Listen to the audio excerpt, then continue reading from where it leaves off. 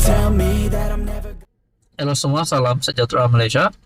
Selamat datang ke channel Fels Lifestyle. Teman-teman, terima kasih karena terus setia dan bersama di dalam channel ini. Apa yang berlaku kepada Muhyiddin Yassin selepas beliau didakwa di Mahkamah Session Gua Musang berkaitan dengan ucapan kontroversi beliau? Ada beberapa pihak yang kata akta hasutan ini terlalu zalim. Ada yang kata akta hasutan ini perlu digantung. Nah, saudara-saudara, berkaitan dengan ini, rupanya ada satu pendedahan daripada bekas Ketua Setiausaha Sulit Perdana Menteri ke-8, yaitu Muhyiddin Yassin.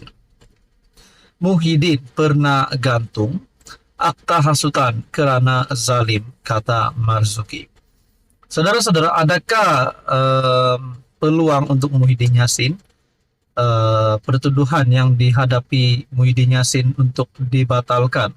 Adakah peratusan ataupun peluang bagi Muhyiddin Yassin supaya beliau terlepas daripada pertuduhan di bawah akta hasutan? Nah, itu semua rasanya di luar jangkaan ataupun di luar pengetahuan saya sendiri.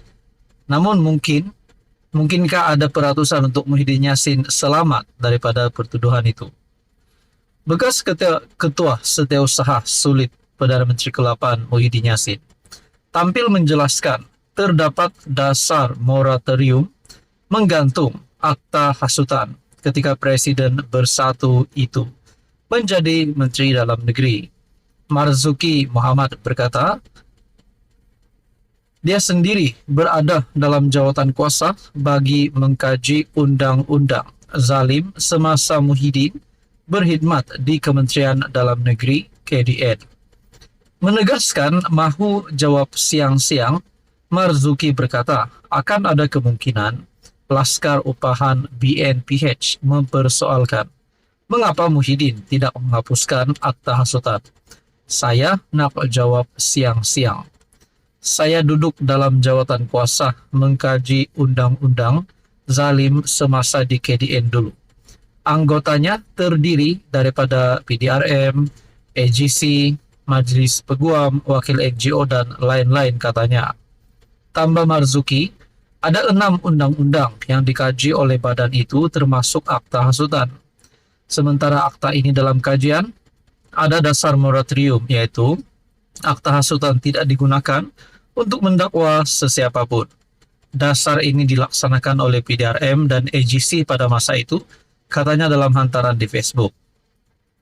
Marzuki berkata demikian sebagai mengulas pendakwaan dikenakan terhadap Muhyiddin di bawah Section 4 dalam kurungan 1 akta hasutan. Nah, saudara-saudara, seperti yang persoalan yang saya timbulkan sebentar tadi, adakah Muhyiddin Yassin mempunyai peluang untuk dibebaskan terlepas daripada akta hasutan? Itu menjadi persoalannya. Siapa yang zalim? Muhyiddin yang juga pengurus CPN mengaku tidak bersalah selepas pertuduhan dibacakan di Mahkamah Session Gua Musang. Selain bersatu, beberapa pihak termasuk dalam kalangan anggota kerajaan sebelum ini turut menyuarakan bantahan mereka terhadap langkah mendakwa seseorang menggunakan akta hasutan. Saudara-saudara, untuk rekod selepas PRU 14 2018, Muhyiddin merupakan Menteri Dalam Negeri ketika Mahathir menjadi PM dalam Kerajaan Pakatan Harapan. Bersatu merupakan salah satu parti komponen PH sebelum ia meninggalkan gabungan tersebut pada Februari 2020. Kejatuhan PH kemudian membolehkan Muhyiddin dilantik sebagai PM baru. Jawatan Menteri Dalam Negeri disandang Setiausaha Agung Bersatu Hamzah Zainuddin. Saudara-saudara yang amat dihormati, tuan-tuan dan puan, seperti yang saya timbulkan sebentar tadi, adakah Muhyiddin Yassin berpeluang untuk dibatalkan pertuduhan akta hasutan terhadap beliau? Apa komen Anda? Halo semua, salam sejahtera Malaysia. Selamat datang ke channel Fels Lifestyle. Terima kasih karena terus setia dan bersama di dalam channel ini. Saudara-saudara yang amat dihormati, selepas apa yang berlaku terhadap Muhyiddin Yassin, selepas beliau didakwa di Mahkamah Session Gua Musang baru-baru ini berkaitan dengan ucapan kontroversi Muhyiddin Yassin pada PRK Dun Nenggiri, dan ada pula pihak yang membangkitkan isu ataupun kes rasuah Muhyiddin Yassin berkaitan dengan jana wibawa. Selepas apa yang berlaku kepada Muhyiddin, sudah pasti ada gesaan untuk Muhyiddin Yassin meletak jawatan sebelum beliau dihukum. Itu adalah kenyataan daripada Puat Zarkashi sebelum ini. Dan tuan-tuan dan puan, akhirnya Ketua Polis Negara dalam satu keputusan yang saya lihat pada tarikh yang sama Muhyiddin Yassin didakwa. Satu perkongsian daripada Malaysia kini, polis bukan lembab maupun tergesa-gesa siasat Muhyiddin, bertarikh 27 Ogos. Ketua Polis Negara IGP Razaruddin Hussain menjelaskan siasatan terhadap Presiden Bersatu Muhyiddin Yassin atas pertuduhan di bawah Akta Hasutan 1948 dilakukan mengikut prosedur dan bukannya secara tergesa-gesa. Katanya, siasatan berhubung isu agama, raja dan kaum 3R dilakukan mengikut masa yang ditetapkan, yaitu selama 7 hari. Manakala arahan pendakwaan pula datang dari Jabatan Peguam Negara, AGC. Sebelum ini kita sudah beritahu akan tunjukkan prestasi kita dalam 7 hari. Tiada kena mengenah tergesa-gesa, kalau kata hari ini siasat, esok tuduh mungkin tergesa-gesa. Dalam masa 7 hari itu, mungkin siasatan habis dalam masa 4 hari, dan AGC pula akan mengambil masa 1 atau 2 hari pula, atau 24 jam sahaja rakam keterangan dan arahan tuduh daripada AGC. Tidak timbul isu tergesa-gesa, tapi memang ambil masa yang tetap.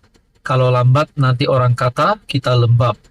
Bila cepat kata tergesa-gesa pula, katanya kepada wartawan di Kuala Krai, Kelantan. Muhyiddin disiasat berhubung ucapannya di Felda Perasu, Kelantan semasa PRK Nenggiri. Ucapannya disifatkan sebagai menghina Yang di-Pertuan Agong.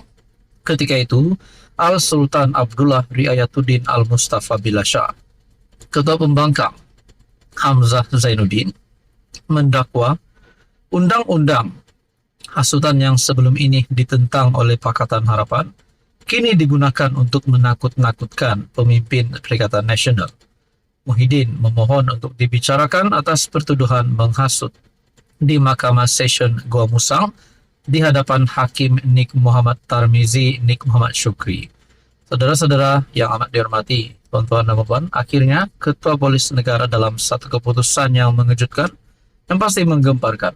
Polis bukan lembab maupun tergesa-gesa siasat Muhyiddin Yassin.